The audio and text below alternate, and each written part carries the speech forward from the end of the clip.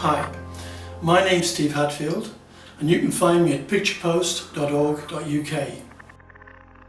Today I'd like to talk about how you use your flash, and in my case we're going to talk about a YN560 Mark II, to take multiple exposures of an image that's moving in one photograph. If you've ever looked at the manual that comes with the YN560 Mark II, you'll find that the information provided is very sparse. It's not very well explained at all. So let's take a look at some of these settings. After we power up the flash using the on-off button, we need to set it into multi-mode.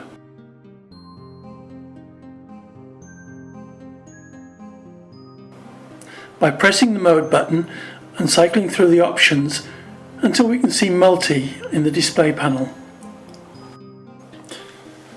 So what is this display telling us?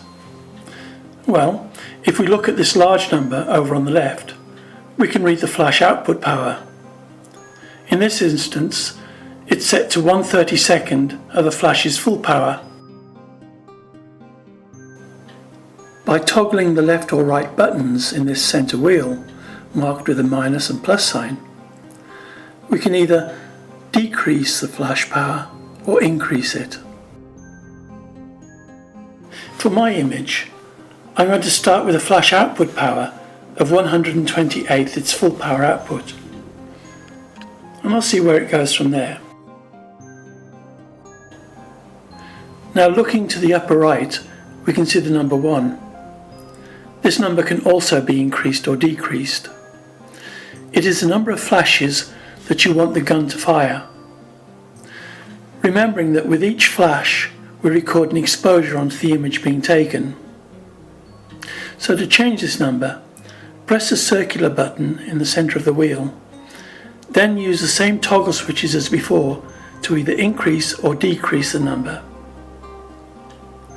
Because I want to record 4 exposures on the one image, I'm going to change this from 1 up to 4. The next number we see is the 100 Hz. This is the flash's equivalent to the camera's shutter speed. 100 Hz simply translates to a shutter speed of 1/100th of a second.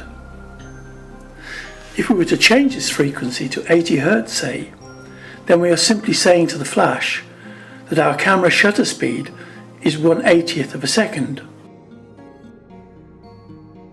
With the camera set to 1/100th of a second and the flash set to 100 Hz, we can expect the flash to fire once during the open shutter.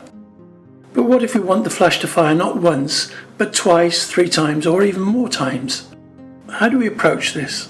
Well, for each additional flash exposure, we need to add that frequency again. So, if we want 4 flashes, for example, on a shutter speed of 1/100th of a second, we would need 400 Hz as a frequency. For my image, I want to use an open shutter of 1/6 of a second. So the frequency I require is 6 Hz. But I'm taking 4 separate exposures during that open shutter.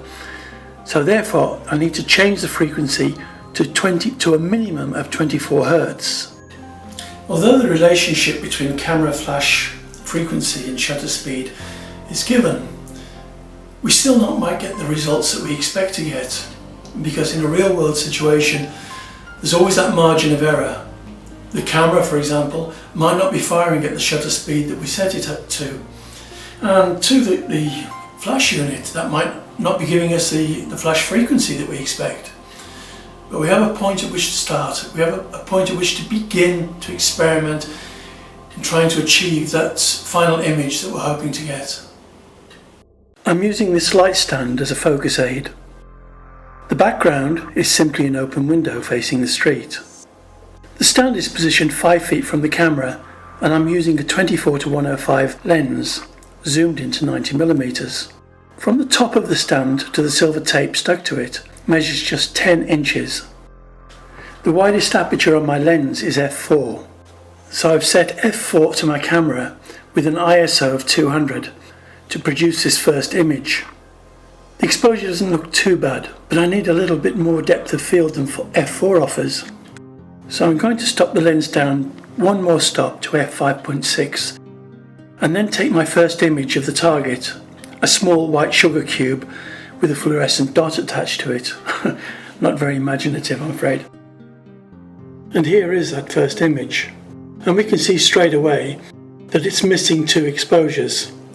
We're supposed to have 4 sugar cubes exposed, and we only have the 2. What's caused this?